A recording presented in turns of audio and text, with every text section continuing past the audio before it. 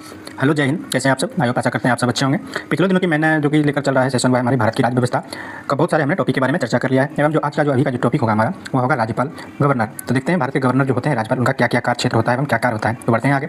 भारतीय संविधान में राज्यपाल को मनोनीत किए जाने की पद्धति किस देश के अनुसरण से ली गई है? कनाडा से लिए गए। एवं भारतीय के राज्यपाल कौन होते हैं? राष्ट्रपति के पश्चात प्रियंत्र होते हैं। ठीक है। राज्य का कार्यकारी एवं संवैधानिक प्रमुख किसे माना जाता है? वो राज्यपाल को माना जाता है। ठीक है। राज्य में जो भी होता है ना, मतलब कहिए कि राज्यपाल, मुख्यमंत्री जो कोई भी कार्य करते हैं, राज्यपाल के सलाह के वगैरह कोई कार्य नहीं करते हैं। ठीक है। आगे बढ़ते हैं। किसी राज्य में राज्यपाल की नियुक्ति संविधान के किस अनुच्छेद के अंतर्गत की जाती है? तो डायरेक्टली यहाँ से अगर पूछा जाएगा कि राज्यपाल की नियुक्ति कौन से आर्टिकल के तहत रखी गई है, अनुच्छेद के अंतर्गत लिख जाती है, तो अनुच्छेद 155 के अंतर्गत राज्यपाल का पद की नियुक्ति की जाती है। ठीक है। भारतीय संविधान में इनका उल्लेख है। बात करते हैं भारतीय परिषद, विधान परिषद में राज्यपाल द्वारा कितने सदस्यों को मनोनीत किया जा सकता है? ठीक है। वो विधान परिषद में 1/6 सदस्यों को भारत के राज्यपाल के द्वारा उनको मनोनीत किया जा सकता है।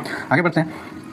यदि राज्यपाल संसद अथवा विधानसभा का सदस्य है, ठीक है, यदि राज्यपाल संसद अथवा विधानसभा का अगर सदस्य है, दोनों में से कोई अगर राज्यपाल के नहीं दोनों सदनों में से अगर सदस्य है, तो जिस तिथि को वह राज्यपाल का पद धारण करेगा, तो उसी तिथि को उस संसद या उस अथवा उस राज्यपाल या तो राज्य विधानसभा से उसे रिक्त माना जाएगा, या तो वहाँ से उसको त्यागपत्र लेना पड़ेगा। ठीक है। बात करते हैं झारखंड, छत्तीसगढ़, मध्य प्रदेश तथा उड़ीसा का एक जनजातीय कल्याण मंत्री की नियुक्ति कौन करता है? वह राज्यपाल करता है। ठीक है। कौन से? झारखंड तथा छत्तीसगढ़ एवं मध्य प्रदेश एवं उड़ीसा, वहाँ पर जनजातीय कल्याण मंत्री की नियुक्ति किसके द्वारा की जाती है? वह राज्यपाल के द्वारा की जाती है। ठीक है। बात करते हैं आगे। राज्य विधानसभा के 17 वसान का आदेश किसके द्वारा दिया जाता है? राज्यपाल के द्वारा। मतलब राज्यसभा का 17 वसान मतलब छुट्टी कही है, राज्यसभा का छुट्टी पर किसके द्वारा दी जाती है? राज्यपाल के द्वारा दी जाती है। ठीक है। बात करते हैं राज्यपाल किसके सलाह कर जिला न्यायाधीशों की नियुक्ति एवं स्थानांतरण तथा प्रोन्नति मतलब कि इस पर प्रमोशन कर सकता है? तो वह उच्च न्यायालय के सलाह के बिना, उच्च न्यायालय से वह सलाह लेकर विचार विमर्श करके जिला न्यायालय के न्यायाधीश का नियुक्ति तथा स्थानांतरण मतलब ट्रांसफर, या तो उसको कहिए कि उनको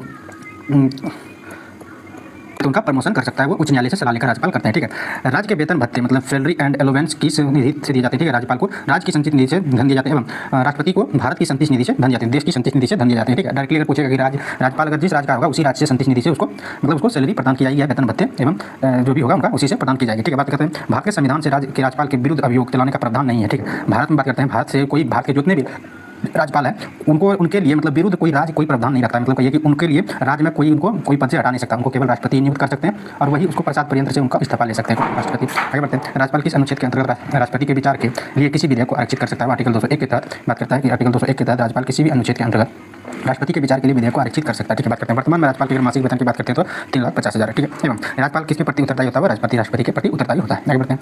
7वें संविधान संशोधन में बात करते हैं। 7वें संविधान संशोधन में अधिनियम 1956 के अनुसार एक व्यक्ति या तो दो राज्य या दो से अधिक राज्यों का राज्यपाल हो सकता है, लेकिन एक राज्य में एक राज्य में दो राज्यपाल नहीं हो पाता है। ठीक है। ये नियुक्ति किया जाता है राज्यपाल का पुनर्नियुक्ति का योग्य होना मतलब कहलाता है। ठीक है। आगे बात करते हैं राज्यपाल के द्वारा की जाने वाली कौन सी नियुक्तियां हैं, मतलब राज्यपाल किन व्यक्तियों की नियुक्ति कर सकता है? तो बात करते हैं राज्य के जितने भी महाअधिवक्ता होते हैं, एडवोकेट जनरल की नियुक्ति राज्यपाल के द्वारा की जाती है, तथा राज्य लोक सेवा आयोग अध्यक्ष एवं सदस्यों की नियुक्ति राज्यपाल के द्वारा की जाती है, तथा राज्य निर्वाचन आयोग के अध्यक्ष एवं अन्य सदस्यों की नियुक्ति राज्यपाल के द्वारा की जाती है, तथा विश्वविद्यालयों के जितने भी मतलब होते हैं यूनिवर्सिटी, उनका उपकुलपति मतलब वाइस चांसलर की नियुक्ति भी राज्यपाल के द्वारा की जाती है, तथा राज्य के वित्त आयोग का जो गठन किया जाता है वो राज्यपाल के द्वारा की जाती है। इत्यादि राज्यपाल के द्वारा नियुक्तियां की जाती है। आप लोग ध्यान से एक बार पढ़ें, बिल्कुल याद होगा। ठीक है। राज्य का उच्च न्यायालय की बात करते हैं। राज्यपाल उच्च न्यायालय के न्यायाधीशों की नियुक्ति के विषय में राष्ट्रपति से परामर्श ले सकते हैं। ठीक है। जब तक राष्ट्रपति उच्च न्यायालय से जब तक उनको परामर्श देगा, तब तक वो राज्य का जो न्यायाधीश होता है उनकी नियुक्ति पर कोई विषय या तो कोई कानून या तो उनका नियुक्ति या ट्रांसफर या तो उनका प्रमोशन इत्यादि नहीं कर सकता है राज्यपाल। ठीक है। राज्यपाल को राज्यसभा बात करते हैं। राज्यपाल को राज्य लोक सेवा आयोग के सदस्यों को निलंबित करने का अधिकार भी प्राप्त होता है। बात करते हैं जो भी राज्यपाल होते हैं वो राज्य लोक सेवा आयोग के जितने भी सदस्य होते हैं, जैसे मुख्यमंत्री होते हैं या तो जितने भी परिपद होते हैं, उनको मतलब वो बर्खास्त कर सकते हैं या तो उस पर स्थगन या निलंबन कर सकते हैं, राज्यपाल कर सकते हैं। ठीक है।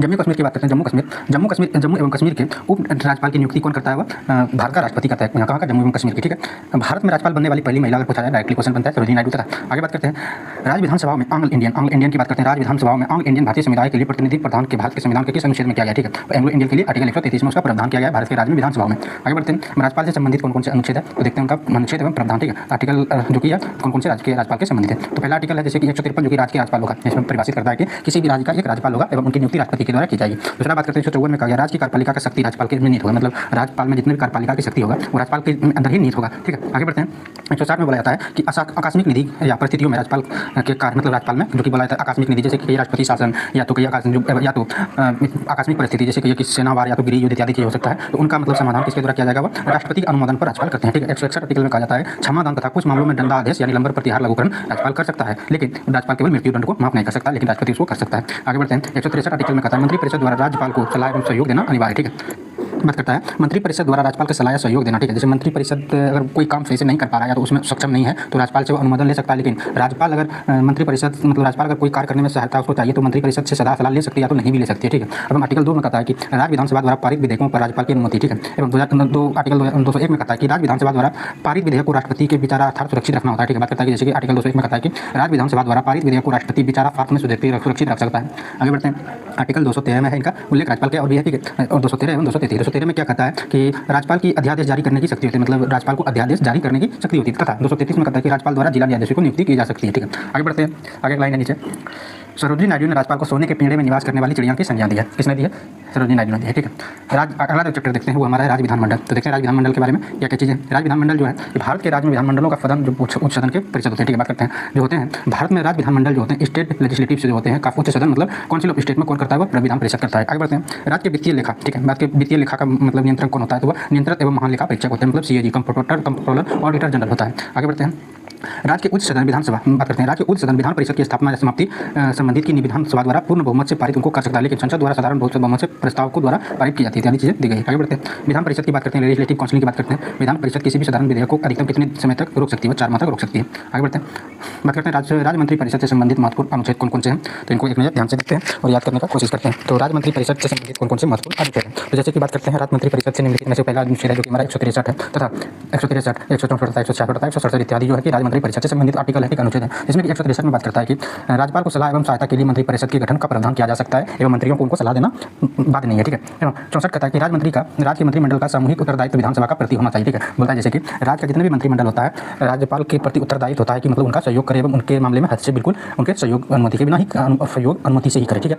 एवं 166 में कहता है राज्य सरकार के कार्य एवं संचालन बोला जाता है कि जो राज्यपाल करेंगे राज्य सरकार का कैसे कोई कार्य होगा एवं संचालन जो किया जाएगा वो राज्यपाल के द्वारा की जाएगी। एवं आर्टिकल 167 में है कि राज्यपाल को सूचना प्रदान करने का मुख्यमंत्री का कर्तव्य होता है, मतलब कोई भी अगर मुख्यमंत्री काम कर रहा है तो बिना राज्यपाल की सूचना के बिना मुख्यमंत्री कोई काम नहीं कर सकता। यह आर्टिकल प्रावधान 167 में दिया गया है। अगला बात करते हैं, भारतीय संविधान के किस अनुच्छेद के अंतर्गत बोला जाता है? भारतीय संविधान के किस अनुच्छेद के अंतर्गत विधान परिषद का सृजन एवं उसे समाप्त करने का अधिकार है? वह अनुच्छेद 159 के तहत यह सभी प्रावधान है। कौन प्रावधान है? विधान परिषद का सृजन तथा उनको समाप्त करता है 159 के तहत, आर्टिकल नंबर 159 के तहत किसके द्वारा किया जाता है? राज्यपाल के द्वारा की जाती है। अगला बात करते हैं, राज्य की विधानसभाओं में सदस्यों की संख्या किस अनुच्छेद पर निर्धारित की जाती है? या अनुच्छेद 170 के अनुसार इनको निर्धारित की जाती है, यानी विधानसभा में कितने सदस्य होंगे? आर्टिकल 170 द्वारा निर्धारित की जाती है, जिसका कार्यकारी मतलब कार्यकर्ता कौन होता है या अध्यक्ष कौन होता है? इसका राज्यपाल होता है, गवर्नर होता है। तब बात करते हैं, राज्य विधानसभा में निर्वाचन का संचालन कौन करता है? भारत का निर्वाचन आयोग के द्वारा किया जाता है। राज्यसभा या विधानसभा में भी उन्हीं के द्वारा किया जाता है। आगे बढ़ते हैं, राज्य विधान परिषद में बात करते हैं, बॉक्स में है राज्य विधान परिषद को भंग नहीं किया जा सकता है परंतु इसे समाप्त किया जा सकता है। लेकिन आगे बात करते हैं, भारत के किस राज्य में समान नागरिक संहिता है? ठीक है, ऐसे क्वेश्चन बनता है कि भारत का वैसा कौन ऐसा राज्य जहाँ पर समान नागरिक संहिता है? वह यूनियन सिविल कोड है, तो वहाँ पर कोड है, तो वहाँ पर कौन सा हमारा राज्य हो जाएगा? वो गोवा हो जाएगा, ठीक है। बात करते हैं, भारत का विधानसभा का अध्यक्ष मतलब स्पीकर अपना त्यागपत्र किसे देता है? किसको सौंपता है? तो उपाध्यक्ष को देता है, ठीक है। आगे बढ़ते हैं,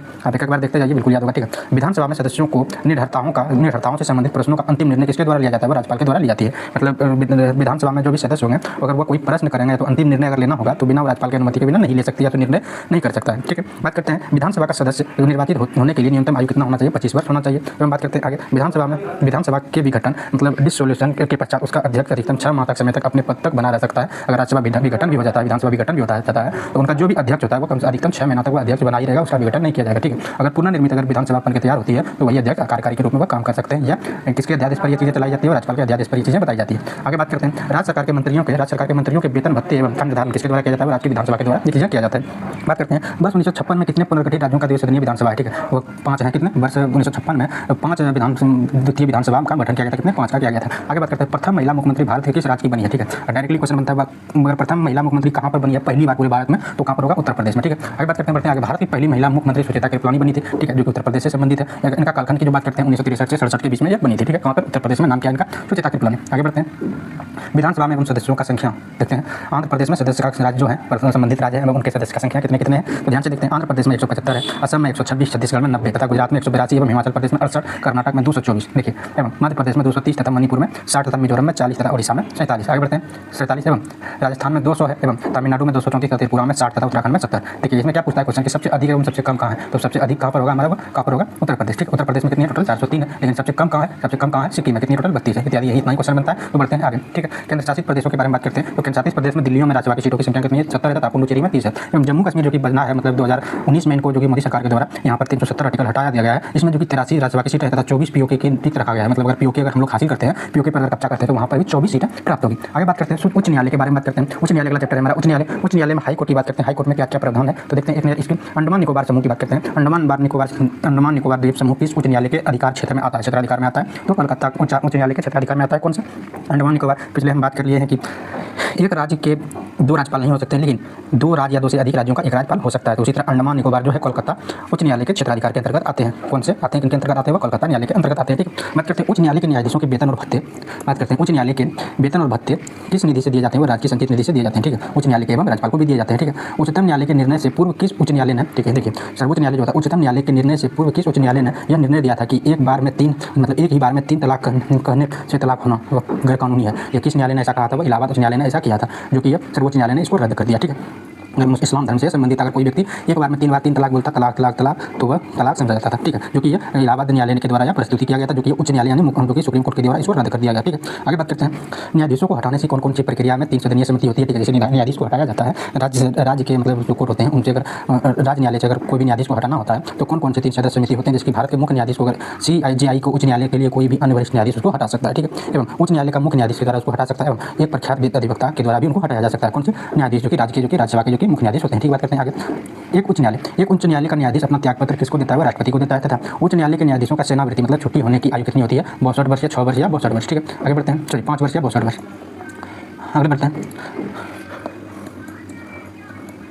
हैं जब सर्वोच्च न्यायालय बात करते हैं, जब सर्वोच्च न्यायालय की बात करते हैं, जब सर्वोच्च न्यायालय किसी व्यक्ति अथवा संस्थान को उसके दायित्व के निर्हत मतलब रीट जब जारी करता है तो उस लेख को क्या कहते हैं? उसको परमादेश जारी करते हैं। मतलब आदेश हम देते हैं कि रीट जारी करता है कि उस पर कोई भी आदेश चलाया जाता है या किसके द्वारा चलाया जाता है? सर्वोच्च न्यायालय के द्वारा जब चलाया जाता है तो उसको परमादेश कहा जाता है। ठीक है, भारत में उच्च न्यायालय की कुल संख्या अगर वर्तमान पूछी जाए तो कितनी है? 25 है। ठीक है, कितनी है? 25। एवं संपत्ति का अधिकार को वर्तमान में संवैधानिक अधिकार लीगल राइट्स में किसकी रक्षा के लिए उच्चतम न्यायालय के द्वारा रीट जारी की जाती है? ठीक है, बात करते हैं कि संपत्ति का जो कि अधिकार है जिनको वैधानिक अधिकार बनाया गया या किसके रक्षा के या रक्षा किसका है? उच्च न्यायालय का यह रक्षा है। ठीक है, कि कोई भी संपत्ति वह मतलब वो जो कि एक वैधानिक अधिकार बने रहे। ठीक है, किसी व्यक्ति का अधिकार उस पर नहीं हो। आगे बात करते हैं राज्य के उच्च न्यायालयों का मुख्य क्षेत्राधिकार के अंतर्गत कौन सा अधिकार नहीं आता है? ठीक है, परामर्श संबंधी क्षेत्राधिकार मतलब सलाह जो अगर दे सकता है तो राज्य के उच्च न्यायालयों को मुख्य क्षेत्राधिकार के अंतर्गत नहीं आता है, लेकिन रीट जारी कर सकता है, गिरफ्तार बंदी प्रत्यक्ष इत्यादि वो कर सकते हैं। ठीक है, अधीनस्थ न्यायालय की बात करते हैं। अधीनस्थ न्यायालय की कार्य पद्धति की परीक्षण कौन सी याचिका के द्वारा की जाती है? उत्प्रेषण के द्वारा मतलब की जाती है। ठीक है, आगे बढ़ते हैं मूल अधिकारों का संरक्षण उच्च न्यायालय एवं उच्चतम न्यायालय दोनों का अधिकार होता है। ठीक है, अगर किसी व्यक्ति का मूल अधिकार का अगर हनन हो रहा है उच्च न्यायालय एवं उच्चतम न्यायालय दोनों का इसमें कार्यभार बराबर होता है। एवं बात करते हैं भारत के संविधान के अनुसार जिला न्यायाधीश डिस्ट्रिक्ट जज जो होता है इसके अंतर्गत कौन सी सम्मिलित नहीं होते हैं? अधिकरण न्यायाधीश उनके अंतर्गत मतलब ट्राइबल जज उनके अंतर्गत शामिल नहीं होते हैं एवं अन्य जज उनके अंतर्गत शामिल होते हैं। आगे बात करते हैं उच्च न्यायालय से संबंधित कौन से अनुच्छेद है? तो इनका अनुच्छेद 214 से लेकर 231 तक दिए गए। तो एक देखते हैं, इंपॉर्टेंट हम देखते हैं। ठीक है, सबसे पहले देखते हैं आर्टिकल 214। आर्टिकल 214 में कहा गया है कि राज्यों के लिए एक उच्च न्यायालय की व्यवस्था की जाएगी जो कि इनका कार्य संचालन करेगा। ठीक है, एवं आर्टिकल 215 में कहा जाता है उच्च न्यायालय के अभिलेख न्यायालय होंगे। ठीक है, बात करता है उच्च न्यायालय जो कि होगा एक अभिलेख न्यायालय के रूप में कार्य करेगी। तथा 216 में कहा जाता है कि उच्च न्यायालय का गठन कब किया जाएगा एवं किसके द्वारा किया जाएगा। ठीक है, एवं आर्टिकल 217 में कहता है उच्च न्यायालय के न्यायाधीशों के पद के लिए नियुक्ति का अर्हताएं की जा सकती है। ठीक है, अर्हताएं मतलब उच्चतम न्यायालय के न्यायाधीशों को पद के लिए नियुक्ति तथा इसके लिए वैकेंसी भी निकाली जा सकती है एवं परीक्षाएं भी ली जा सकती है। इनका करने का तात्पर्य ये होगा। ठीक है, बात करता है आगे बात अगला जो आर्टिकल है हमारा वो 218 है। इसमें क्या कहता है कि उच्च न्यायालय में उच्चतम न्यायालय से संबंधित कुछ प्रावधानों का लागू होना जरूरी है। एवं बात करते हैं आर्टिकल 219। इसमें चर्चा करते हैं कि उच्च न्यायालय के न्यायाधीशों की शपथ ग्रहण के बारे में चर्चा करता है। जो भी उच्च न्यायालय होंगे भारत के तो वह शपथ संबंधित अगर प्रावधान या किसमें है वो आर्टिकल 219 में दी गई है कि वह शपथ किस प्रकार ग्रहण करेंगे। आगे बढ़ते हैं आर्टिकल 220 जो कि है अस्थायी न्यायाधीश का बहाल होने के प्रैक्टिस पर किया जाएगा प्रतिबंध है। ठीक है, मतलब बोला जाता है कि अस्थायी जो न्यायाधीश होगा राज्य मतलब उच्च न्यायालय में जो कि होगा तो उनके लिए प्रैक्टिस पर प्रतिबंध लगाया गया है। ठीक है, एवं उसके लिए बहाली भी निकाला जा सकता है। आर्टिकल 220 में की गई मतलब जो भी व्यक्ति कॉम्पिटिटिव एग्जाम को फाड़ेंगे मतलब जो भी पास करेंगे वही उच्च न्यायालय के न्यायाधीश हो सकते हैं। इसमें कि प्रैक्टिस पर प्रतिबंध लगाया गया। ऐसा नहीं कि वो उच्च न्यायालय में पहले कई दिनों से आके वो प्रैक्टिस कर रहे हैं एवं वैकेंसी जब आएगा तो ऐसा करेंगे, ऐसा कुछ प्रावधान नहीं है। आर्टिकल 230 जो है इसमें कहता है कि न्यायाधीशों के वेतन एवं भत्ते इत्यादि जो दिए जाएंगे वो कहाँ से दिए जाएंगे? वो सर्वोच्च मतलब भारत के जो कि राज्य होंगे उनके संचित निधि से दिए जाएंगे। ठीक है, न्यायाधीशों का वेतन एवं भत्ते। एवं आर्टिकल 222 में कहता है अनुच्छेद 222 में है कि किसी न्यायाधीश का एक बात करते हैं किसी न्यायाधीश का एक उच्च न्यायालय से दूसरे उच्च न्यायालय में हस्तांतरण किया जा सकता है मतलब ट्रांसफर करने का किया जा सकता है। लेकिन किसके द्वारा किया जा सकता है? राज्यपाल के द्वारा किया जा सकता है, लेकिन बिना राष्ट्रपति की सलाह के अनुसार यह नहीं किया जा सकता है। आगे बढ़ते हैं आर्टिकल 223 अनुच्छेद 223 इसमें कहता है कार्यवाहक मुख्य न्यायाधीश की नियुक्ति कर सकता है। ठीक है, बात करते हैं जो भी यहाँ के कार्यवाहक होंगे जैसे भारत के जो राज्यपाल होंगे उसके द्वारा उच्च न्यायालय के मुख्य न्यायाधीश की नियुक्ति की जा सकती है। अनुच्छेद 224 में प्रावधान किया गया कि अतिरिक्त एवं कार्यवाहक न्यायाधीशों की नियुक्ति किसके द्वारा की जाएगी? राज्यपाल के द्वारा की जाएगी। एवं देखते हैं अगला आर्टिकल हमारा अगला आर्टिकल है 224 का 1। 224 में क्या प्रावधान है कि उच्चतम न्यायालय का सेवानिवृत्ति न्यायाधीशों की नियुक्ति की जा सकती है। मतलब बात करते हैं उच्च न्यायालय में सेवानिवृत्ति न्यायाधीशों की नियुक्ति मतलब छुट्टी की जा सकती है। मतलब उनका कहिए कि सेवानिवृत्ति का मतलब वो कि पद से उनको मतलब उसका कार्यकाल जब समाप्त हो जाते हैं उसके बारे में चर्चा दी गई कि इसमें 224 आर्टिकल में। ठीक है, अनुच्छेद में। ठीक है, एवं 225 आर्टिकल की काफी भी आई है। इसमें चर्चा दी गई है कि उच्च न्यायालय उच्च न्यायालयों का कौन कौन से क्षेत्राधिकार होते हैं, जैसे कि अंडमान निकोबार द्वीप समूह कलकत्ता उच्च न्यायालय के अंतर्गत क्षेत्राधिकार के अंतर्गत आता है। हम बात करते हैं अनुच्छेद 226 जो होते हैं कुछ रीट याचिकाएं होती है जिनकी बात करते हैं, जिनमें उच्च न्यायालयों की शक्ति का बारे में गठन की गई है, मतलब उच्च न्यायालय की कौन कौन सी शक्तियां होंगी जो कि जनहित याचिका में वो रीट जारी कर सकते हैं एवं कोई भी मुकदमा या तो इत्यादि चीजें चला सकती है। हम बात करते हैं आर्टिकल अनुच्छेद नंबर 226 जो कि भी आई है, जिसमें की बात करते हैं अनुच्छेद 226 में है कि केंद्रीय अधिनियमों की संवैधानिक वैधता पर विचार नहीं किया जाना चाहिए, निरंतर चला जाए। ठीक है, आगे बात करते हैं, एक मिनट।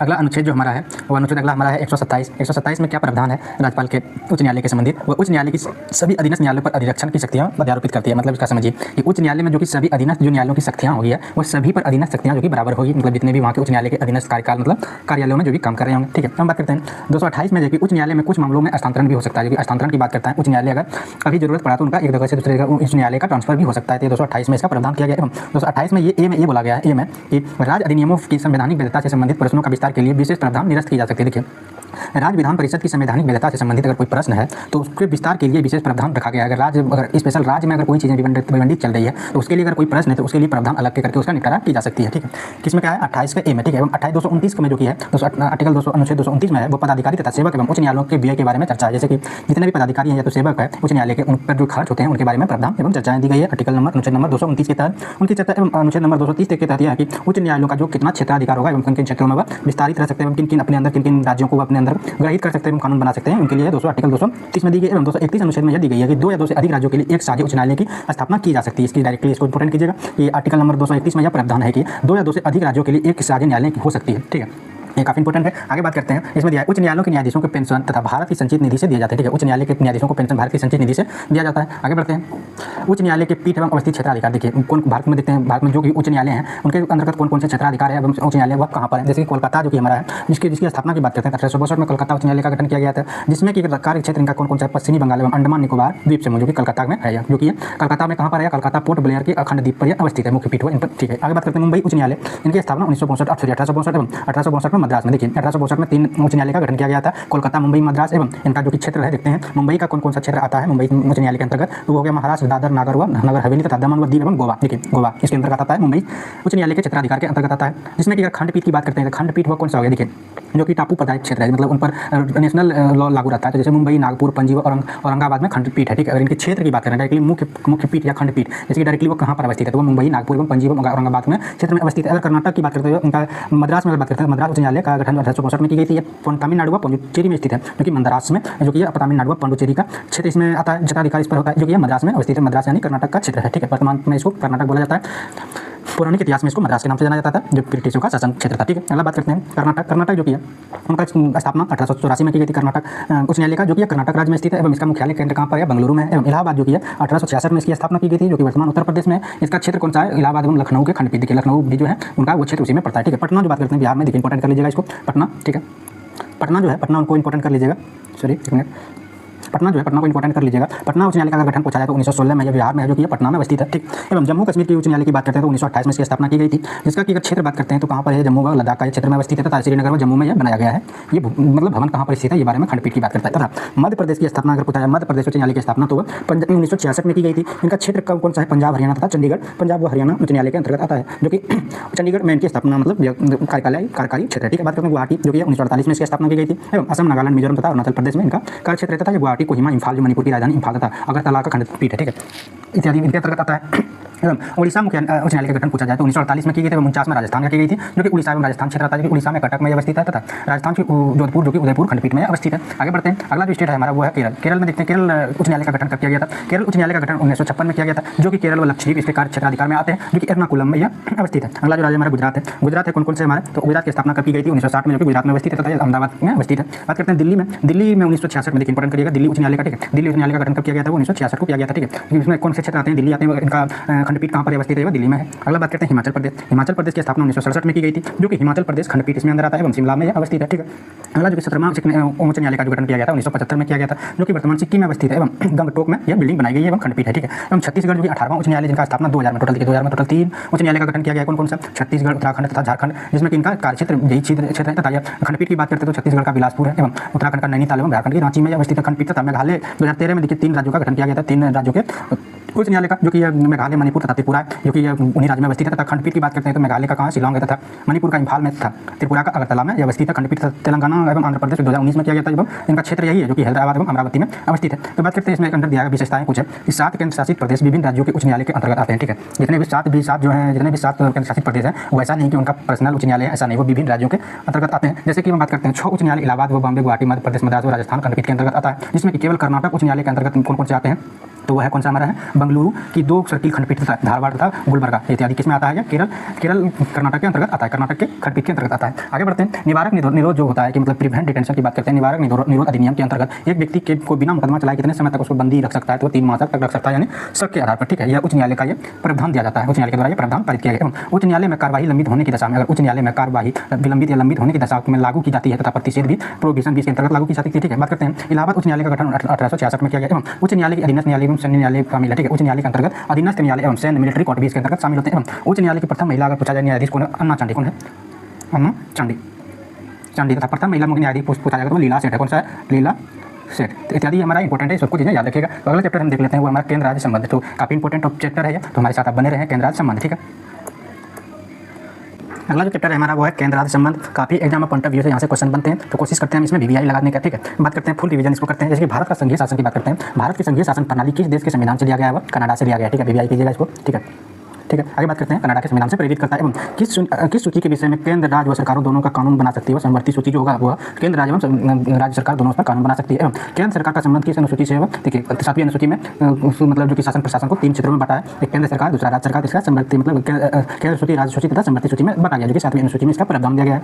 अगला बात करते हैं केंद्र राज्य संबंधों पर वर्ष 1971 में राजमन्नार समिति का गठन कहाँ पर किया गया था या किसके द्वारा किया गया था, या कहाँ पर, या तमिलनाडु में किया गया था। किसका, राजमन्नार आयोग का गठन। ठीक है, कब किया गया था, 1971 में किया गया था। इंपॉर्टेंट कर लीजिएगा इनको। ठीक है, आगे बढ़ते हैं। संघ सूची में दिए गए संशोधन कौन कौन से होते हैं, जैसे कि 6वें संविधान संशोधन में दिया गया है। संघ सूची के बारे में बात करें, इंपॉर्टेंट करिएगा। 6वें संविधान संशोधन 1956 के द्वारा विशिष्ट संख्या में 92 का कौमें जोड़ी गई, जिसका विषय क्या है, समाचार पत्रों में विभिन्न वस्तुओं व अंतर अन्य जीव राज्य क्रय या विक्रय कर सकती है। जैसे कि बात करते हैं समाचार पत्रों के अंतर्गत विभिन्न वस्तुओं को विक्रय कर सकता है। देखते हैं कि आप न्यूज़ चैनल पर अन्य ब्रांड का प्रचार भी किया जाता है। तो ये कहाँ पर किया गया है, 92 का कौमें जोड़ी गई, जो कि 1956 में जोड़ा गया था, वो 6ठे संविधान संशोधन के द्वारा जोड़ी गई है, जो कि समाचार पत्रों में जो भी व्यक्ति देखते होंगे प्रचार करते हैं टीवी पर, इसी के अंतर्गत करते हैं।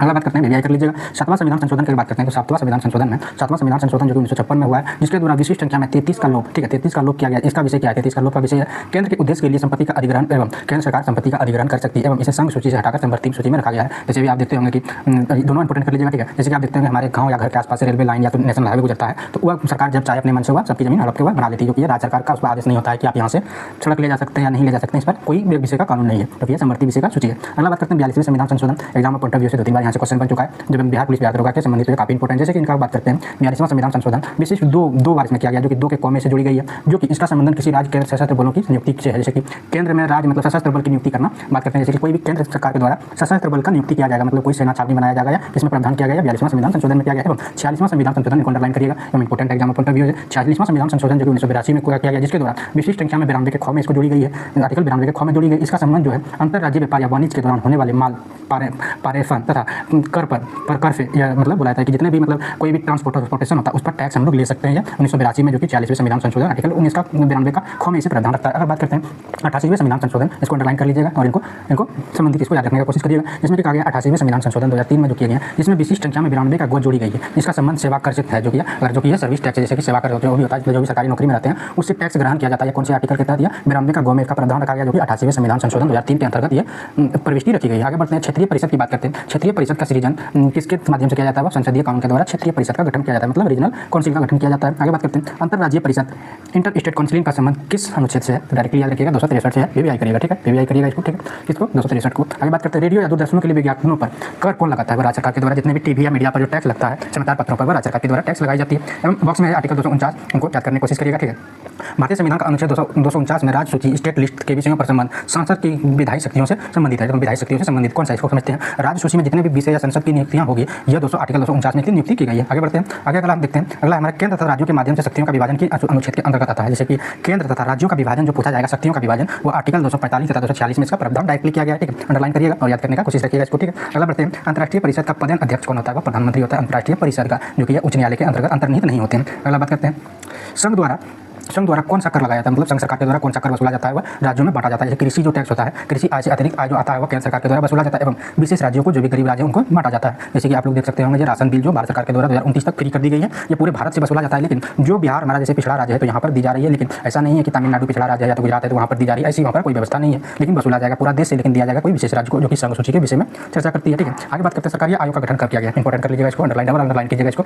मार्च 1983 में सरकारी आयोग का गठन किया गया है। अगला बात करते हैं संघ कर एवं संघ सूची विशिष्ट 82 एवं 92 के बीच में बात करते हैं कौन कौन सा टैक्स जो किसके द्वारा लिया जाता है। बात करते हैं आयकर जो होता है, मतलब आयकर जो भी होता है, आयकर कृषि को छोड़कर जितने भी मतलब बोला था आयकर, जैसे कि इनकम टैक्स होता है वो कृषि को छोड़कर इनकम टैक्स वो कहीं से भी ले सकता है। एवं सीमा शुल्क जो होता है, जैसे कि आप देखते हैं आयात निर्यात अगर किन्हीं वस्तुओं करते हैं, सीमा शुल्क अगर लिया जाएगा तो वह संघ सूची एवं राज्य सूची का दोनों का संबंधित सूची। एवं तंबाकू एवं अन्य वस्तुओं का उत्पादक शुल्क, जैसे अल्कोहलिक पदार्थ, पेय पदार्थ या अफीम, गांजा, मादक होती तथा मादक पदार्थ, दवाइयों को छोड़कर जो भी टैक्स लिया जाएगा वो राज्य सरकार के द्वारा लिया जाएगा एवं संघ सरकार के द्वारा लिया जाएगा। ठीक है, आगे बात करते हैं निगम कर, मतलब कॉर्पोरेशन टैक्स। निगम कर जो लिया जाएगा, जैसे कि आप कोई भी एक ब्रांड का निर्माण कर रहे हैं तो उनके लिए कॉर्पोरेशन टैक्स जो कि किसके द्वारा ली जाएगी, ये सभी संघ सूची का टैक्स लिया जाएगा। ठीक है, बात करते हैं व्यक्तियों तथा कंपनियों की संपत्ति को की पूंजी पर कर, जो कि भूमि को छोड़कर, जैसे कि कोई भी व्यक्ति है वो कंपनी लगाया जाता है, अगर बहुत संपत्ति अगर बोला जाता है तो बोला जाता है उसको कि इंश्योरेंस कराओ, तो वो टैक्स जो लिया जाता है वो केंद्र सरकार के अंतर्गत लिया जाता है। आगे बात करें संपदा शुल्क, मतलब बात करते हैं एक्सटेंट ड्यूटी, मतलब कृषि भूमि से विभिन्न संपत्ति जो होता है। जैसे कि बात करते हैं अगर आप चंदन का पेड़ लगाते हैं, अगर आप मछली पालन करते हैं, तो अगर भूमि से अत्यधिक अगर आप वैसा चीज़ उपयोग कर रहे हैं जो कि एक व्यापक स्तर पर देखने के लिए मिलता है, जो कि थोड़ा सा केंद्र सूची में यह शामिल रहता है, जो कि मतलब संपत्ति सूची के अंतर्गत इसका टैक्स लिया जाता है। कौन सा? संपदा शुल्क। अगला बात करते हैं संपत्ति का उत्तराधिकार पर शुल्क। कृषि भूमि को छोड़कर अगर आपको बहुत ही संपत्ति है, ठीक है, मान के चलिए आपको 200 बीघा जमीन है तो आपको टैक्स नहीं देना पड़ेगा। ठीक है, लेकिन आपके पास अगर बहुत पैसा है तो आपको उसका रेशियो दिया गया है 5 to 10%, 10 to 12% इत्यादि। आप अगर इकोनॉमिक्स पढ़ते होंगे तो आपको पता होगा कि कितने रुपए अगर व्यक्ति को रखेंगे तो कितना टैक्स देना पड़ता होगा, क्योंकि संपत्ति का अधिकार जो कि संघ सूची संपत्ति सूची का विषय। ठीक है,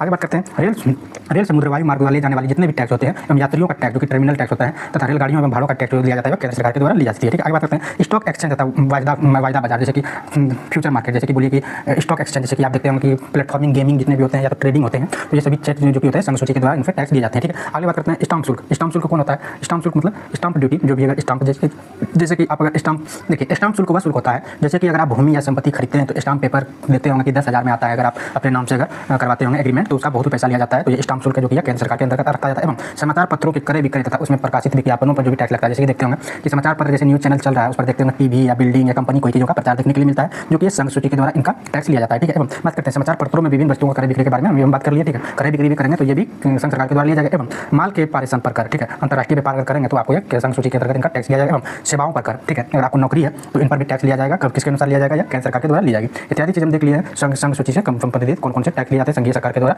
तो आगे बात करते हैं, अगर नीचे एक लाइन है, केंद्र सरकार जल विवादों एवं समाधान के लिए न्यायाधिकरण की स्थापना कर सकती है। जैसे किन्हीं 2 राज्यों में जल विवाद है, जैसे कावेरी जल विवाद तेलंगाना एवं तमिलनाडु में काफी व्यापक जो कि बना रहा है, जो कि केंद्र सरकार का जिसके अंतर्गत आता है, इस पर यह कानून बनाकर न्यायालय में यह पेश करके इनके मामले में विवादित मामले को निपटारा कर सकते हैं। अगला देखते हैं राज्य सूची के अंतर्गत कौन कौन से विषय आते हैं, राज्य सरकार कहाँ से टैक्स वसूलते हैं। तो इनके बारे में आर्टिकल कितने 45 से 63 दिए गए, जिसमें प्रविष्ट राज्य की सूची दी गई। ठीक है, इसमें बात करते हैं भू राजस्व लगान, जैसे कि आप देखते होंगे भूमि जितने भी आप देखते होंगे मलगुजारी या तो रसीद कटाते होंगे, दाखिल खारिज कराते होंगे, तो वो सभी टैक्स लिए जाते हैं भू राजस्व राज्य सरकार के द्वारा लिए जाते हैं। कृषि आय पर, मतलब अगर देखते होंगे कृषि में जो भी संपत्ति आप लगाते हैं, जैसे कि आप बिया खरीदते होंगे या तो जो भी बुआई के लिए खरीदते होंगे खाद या जो भी फसल, तो उसके लिए टैक्स जो लिया जाता है वो राज्य सरकार के द्वारा लिए जाते हैं। कृषि भूमि के उत्तराधिकार पर टैक्स। ठीक है, बात करते हैं कृषि भूमि जो होता है, अगर उत्तराधिकार आपको प्राप्त नहीं है, अगर आप सरकार की जमीन पर भूमि उपज कर रहे हैं तो उसमें परिलंबन भी लगा सकती है तथा उस पर अधिक टैक्स भी लिया जाएगा, या किसमें होता है राज्य सूची के अंतर्गत आता है। कृषि भूमि का संपदा शुल्क, जैसे कृषि भूमि का अगर संपदा शुल्क है, मतलब बात करिए कि अगर लंबे समय से अगर आप रसीद कटाए नहीं है तो अधिक पैसे अगर आपको लग रहा है तो यह किसके द्वारा लिया जाएगा, राज्य सरकार के द्वारा लिया जाएगा। भूमि एवं भवनों पर भी टैक्स लिया जाता है, राज्य सूची के अंतर्गत लिया जाता है। खनिज अधिकारों पर, ठीक है, अगर आपके राज्य में अगर अधिक खनिज निकल रहा है वो भी टैक्स किसके द्वारा लिया जाएगा, राज्य सरकार के द्वारा लिया जाएगा। एवं शराब, गांजा, अफीम जितने भी मादक पदार्थ हैं, औषधियाँ हैं, ये सभी जो कि एक्साइज ड्यूटी हो, ये सभी का टैक्स जो लिया जाएगा राज्य सरकार के द्वारा लिया जाएगा। तथा स्थानीय उपयोग तथा विक्रय के लिए वस्तुओं का, मतलब अगर एंट्री टैक्स अगर लेते हैं, जैसे कि अगर कोई वस्तुओं का अगर ट्रांसपोर्टेज करते हैं या एक्सपोर्ट करते हैं, उनका अगर टैक्स लिया जाएगा वो राज्य सरकार के द्वारा पहली बार लिया जाएगा, लेकिन ये संघ सूची का भी विषय है। ठीक है, बात करते हैं विद्युत एवं उपभोग संबंधित बिक्री, मतलब विद्युत का जो बिजली बिल लिया जाता है राज्य सरकार के द्वारा लिया जाता है। तथा समाचार पत्रों पर विभिन्न वस्तुओं का क्रय मूल्य भी राज्य सरकार का भी एवं संघ सरकार के द्वारा दोनों के टैक्स लिए जाते हैं। रेडियो या दूरसंचार के बारे में बात कर लिए राज्य सरकार के। एवं सड़क तथा अंतर्देशीय जलमार्ग की इंडेड वाटर वेज के द्वारा जो टैक्स लिए जाते हैं राज्य सरकार के यात्रियों पर भी टैक्स लिए जाते हैं। बात करते हैं सड़क पर प्रयुक्त वाहनों का टैक्स लिया जाता है, टोल टैक्स राज्य सरकार के द्वारा लिया जाता है। एवं जीव जंतुओं और नौकाओं पर, नौकायान पर भी टैक्स लिए जाते हैं राज्य सरकार के द्वारा लिए जाते हैं। पथ मतलब टोल टैक्स जो की बात की, व्यापार व्यवसाय में रोजगार पर टैक्स जो कि भूमि मिले एवं प्रति व्यक्ति जो कि कॉर्पोरेशन टैक्स होता है राज्य सरकार के द्वारा लिया जाती है। एवं विलसताओं पर, जैसे मनोरंजन, ऑर्केस्ट्रा देखते हैं, जुआ, खेल प्रति, मेला, दुर्गा पूजा, दशहरा इत्यादि का जो टैक्स लिया जाता है राज्य सरकार के द्वारा लिया जाता है। एवं स्टाम्प शुल्क जो कि संघ सूची में वर्णित दस्तावेज का एवं विभिन्न दस्तावेज है जो कि राज्य सरकार एवं संघ सूची के द्वारा भी लिए जाते हैं। कौन सा है स्टाम्प शुल्क, ठीक है। जैसे कि बात करते हैं 20वां है कि उपयुक्त विषयों में किसी भी संबंध में शुल्क, किंतु इसमें न्यायालयों में ली जाने वाली शुल्क शामिल नहीं। देखिए जितना भी ये शुल्क लिए जाते हैं राज्य सरकार एवं केंद्र सरकार के द्वारा, यह उच्च न्यायालय में इसके खिलाफ आप दाखिल या खारिज नहीं करवा सकते, मतलब मुकदमा नहीं चला सकते, ठीक है। संविधान के किस अनुच्छेद में प्रावधान किया गया है, ध्यान से देखिएगा, संविधान के किस अनुच्छेद में यह प्रावधान किया गया है कि विधि के प्राधिकार मतलब अटॉर्नी ऑफ लॉ के बिना न तो कोई कर लगाया जा सकता है और न ही एकत्रित किया जा सकता है। अनुच्छेद किसमें है, आर्टिकल नंबर 265 में वीवीआई कर लीजिएगा, ठीक है। बिना कोई कानून बनाए बिना ही कोई भी आपसे टैक्स नहीं ले सकता है, आर्टिकल 265 में इसका उल्लेख दिया गया। एवं सरकारी आयोग का जो गठन किया गया, कहाँ पर किया गया है, तमिलनाडु राज्य से संबंधित है तथा इसका गठन संघ जो कि राज्यों के संबंध की समीक्षाओं के लिए होता है, ठीक है। राज्यों के जो कि संबंध में समीक्षा के लिए टैक्स जो वसूला जाता है, सरकारी आयोग का गठन किया गया था। कहाँ पर किया गया था, केरल में, सॉरी तमिलनाडु में किया गया था, ठीक है। बात करते हैं अंतर्राष्ट्रीय परिषद इंटर स्टेट काउंसिल का गठन कब हुआ, किया गया था, 18 मई 1990 को इंटर स्टेट काउंसिल का गठन किया गया था, ठीक है। इनको याद रख लीजिएगा, अंडरलाइन कर लीजिएगा इनको, ठीक है।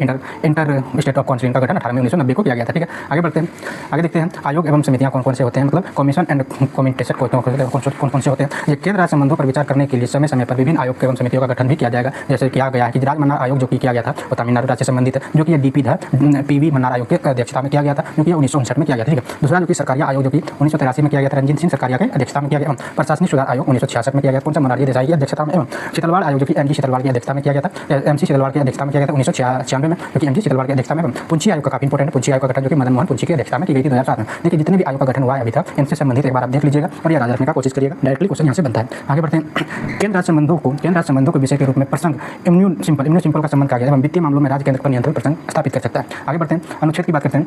अनुच्छेद 312 में क्या है, इनको इंपॉर्टेंट करिएगा, ठीक है। अनुच्छेद 312 में प्रावधान किया गया है कि अनुच्छेद 312 के अंतर्गत राज्यसभा में उपस्थित और मतदान करने वाले सदस्यों की 2/3 बहुमत पारित प्रस्ताव द्वारा संसद के किसी नई अखिल भारतीय सेवा का सृजन या अधिकार दिया जा सकता है। देखिए बात करते हैं इसके बारे में। जैसे अगर आर्टिकल 312 में यह प्रावधान किया गया है कि अगर कोई व्यक्ति 2/3 बहुमत प्राप्त कर लेता है तो नई अखिल भारतीय सेवा में सृजन का उसे अधिकार हो सकता है एवं अपना सरकार बनाने का उसे अनुमोदन प्राप्त हो जाता है, ठीक है। बात करते हैं भारतीय संविधान के किस भाग में केंद्र राज्य विधायी संबंधों का विवरण दिया गया है, वो भाग 16 में दिया गया है, ठीक है। आगे बढ़ते हैं, जल संबंधी विवादों का न्यायीकरण किस अनुच्छेद के अंतर्गत किया जाता है, अभी हम बात की है पिछले 262 आर्टिकल में। जैसे दो राज्यों के बीच में अगर जल का विवाद है, जल संबंधी विवाद है, तो इनके खिलाफ सुप्रीम कोर्ट में विशेष प्रावधान बनाकर इसके अंतर्गत सुनवाई की जा सकती है। इनका जो कि इनके बारे में 262 में इनका उल्लेख दिया गया है। एवं प्रधानमंत्री की अनुपस्थिति में अंतर्राज्यीय परिषद की अध्यक्षता उसके द्वारा नियुक्त कैबिनेट मिशन की अध्यक्षता जैसे बात करते हैं, अगर प्रधानमंत्री अनुपस्थित रहेंगे तो उनकी अध्यक्षता बिना अध्यक्षता में जितने भी उनका कैबिनेट मिशन होते हैं उनकी अध्यक्षता में ये सभी चीजें प्रावधान करके किया जा सकता है, ठीक है। आगे बात करते हैं, यह सुझाव की समिति में दिया गया है, देखिए इंपॉर्टेंट है। यह सुझाव की समिति में दिया गया है कि राज्यपाल का राज्यपाल का पश्चात पर्यंत मंत्री परिषद के पद धारित करने के संबंधी प्रावधान को समाप्त कर दिया जाएगा। ये राजमन्ना आयोग में क्या गया था कि राज्यपाल के अंतर्गत ही कोई व्यक्ति पश्चात पर्यंत मतलब अपना पद धारण करता है, जो कि राजमन्ना समिति आयोग में यह रद्द कर दिया गया, क्योंकि